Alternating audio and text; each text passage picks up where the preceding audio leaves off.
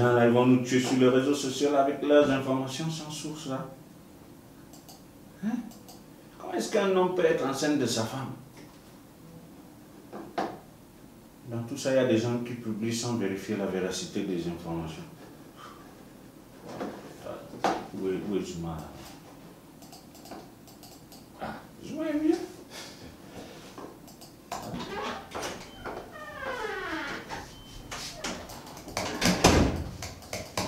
Bonjour monsieur. Excusez-moi, je venais pour le dépôt de dossier. Monsieur, c'est pour passer dans l'après-midi. C'est l'heure de la pause. Vous voyez pas, c'est l'heure de la pause. Monsieur, mais il n'est que 11h30. Vous n'allez pas m'apprendre mon boulot. Vous savez depuis quelle heure je suis monté? Allez, revenez dans l'après-midi. Ou bien allez déposer votre dossier ailleurs.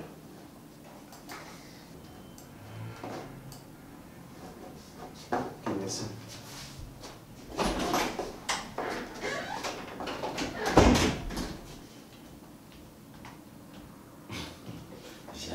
Jacques. Perds pas le temps. Jacques, pas toujours à l'aise, va toujours. Bonsoir monsieur. Bonsoir. Que puis-je pour vous? Je revenais pour le dépôt du dossier.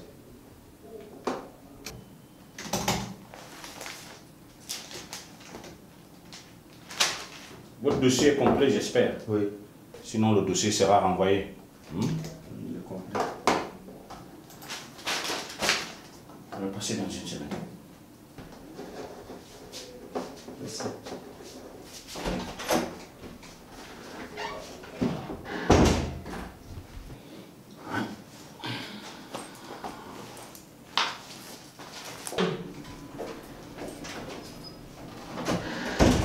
Bonsoir monsieur. Excusez-moi, je venais pour le dépôt des dossiers. Comme c'est toi, je vais faire une exception. Sinon qu'il est l'heure de la descente. Mais pour toi, je vais faire une exception.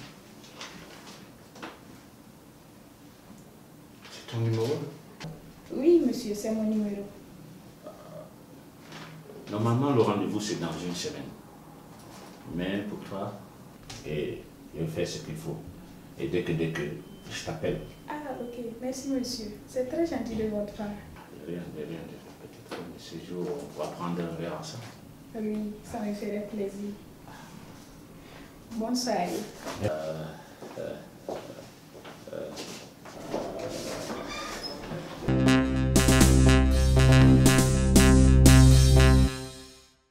Bonjour, mesdames, mesdemoiselles et messieurs. Et bienvenue à la réunion.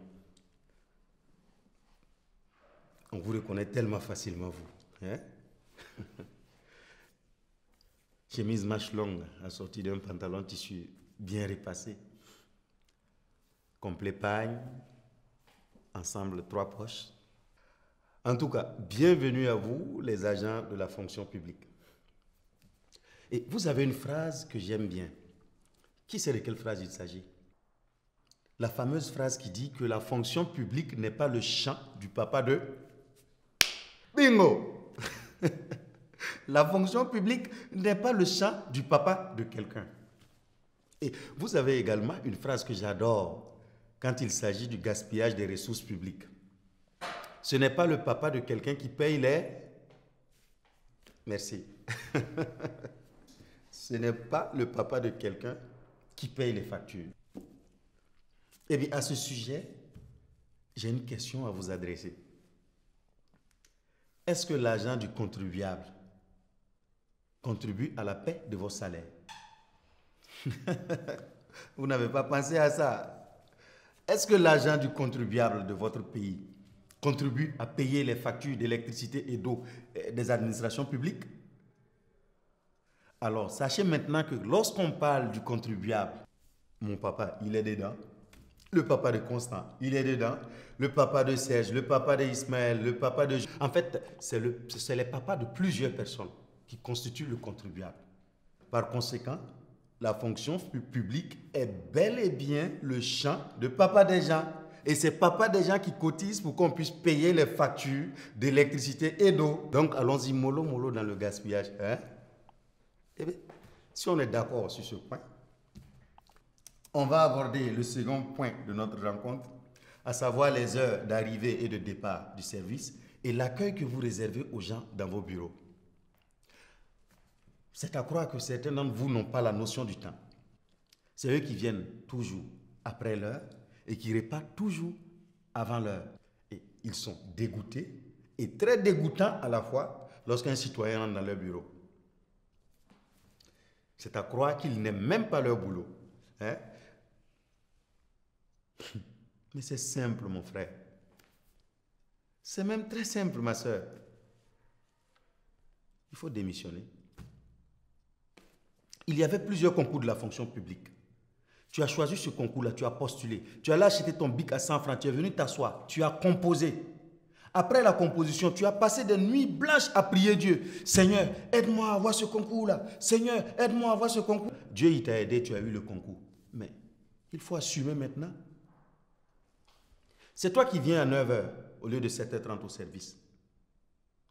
Tu descends à 11h au lieu de 12h30.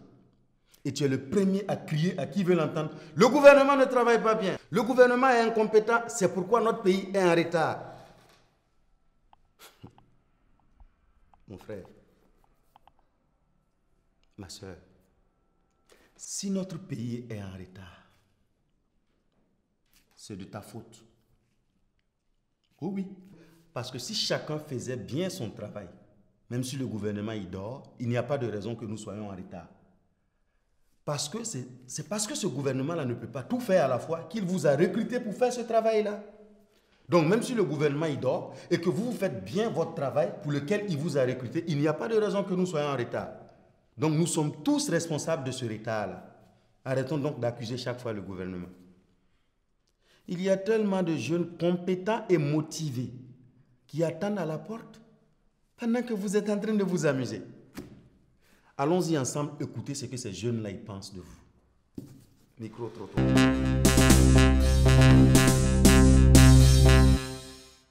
Moi, mon avis, c'est de les sensibiliser. Celui qui ne veut pas suivre les lois du pays, qu'on les sanctionne. Il va admettre que les gens sont en fonction et ils ne veulent pas travailler. Je peux dire que le pays est en retard. Pour ces personnes qui sont là, au dehors en train de vagabonder, en disant qu'ils sont des fonctionnaires, et à la fin du mois, ils ont un salaire et qui ne travaillent pas. Chacun fait ce qu'il veut. À 10h, ils sont au port, au café, et les rendez-vous se prennent. Les rendez-vous qui devaient se faire dans le bureau, ça se fait dans les maquis. Pourtant, c'est un boulot de l'État. Je ne sais pas, donc il y a des trucs. Ce n'est pas que les gens ne sont pas au courant, ils sont au courant, même les directeurs sont au courant. Parce que lui-même, il est comme ça. On constate que ce n'est pas respecté, la loi n'est pas respectée. En temps dans la Bible, il est écrit « Donnez à César ce qui est remis à César ». Mais eux, ils ne font pas le boulot correctement et ils veulent recevoir le fruit. Mais vous savez,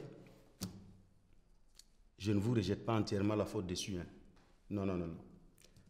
Le gouvernement est autant responsable que vous parce qu'il recrute de la mauvaise manière pendant les concours de la fonction publique. Je m'explique. Je ne peux pas comprendre pourquoi un concours du cinéma et de l'audiovisuel, par exemple, peut avoir les mêmes sujets qu'un concours de la police ou de l'enseignement. C'est absurde, n'est-ce pas? Résultat. J'aime la police. Mais puisque c'est les mêmes sujets un peu partout, et puisque nous sommes dans un contexte de chômage grandissant, eh bien pour augmenter mes chances, je postule à plusieurs concours à la fois. En fin de compte, je suis retenu dans l'enseignement, qui n'est pas ce que je voulais vraiment. Du coup, qu'est-ce que je fais? Je viens à l'heure que je veux, je descends à l'heure que je veux. Je n'ai aucun plaisir à faire ce métier, puisque de toute façon, je ne l'aimais pas. C'est aussi simple que ça, je n'aime pas mon boulot. Pourtant, si chaque sujet traitait des questions en rapport avec les concours, je ne m'hasarderai pas à postuler si je n'ai aucune notion. Et seuls les amoureux du domaine viendront postuler. Et même si il y avait des brebis égarées qui venaient postuler, d'abord elles seront en nombre minime, mais en plus même elles vont échouer. Donc, la meilleure manière de recruter les personnes qu'il faut à la place qu'il faut, c'est d'envoyer des sujets qui traitent des questions en rapport avec le concours. Donc, cher gouvernement, nous vous exhortons à revoir votre manière de recruter les agents de la fonction publique. Maintenant, à vous, les chemises manches longues, ensemble 3 poches, complet pagne. Personne ne vous a forcé à postuler à ces concours. Alors, vous y êtes. Donc, assumez ou démissionnez. La vérité rougit les yeux, mais au revoir.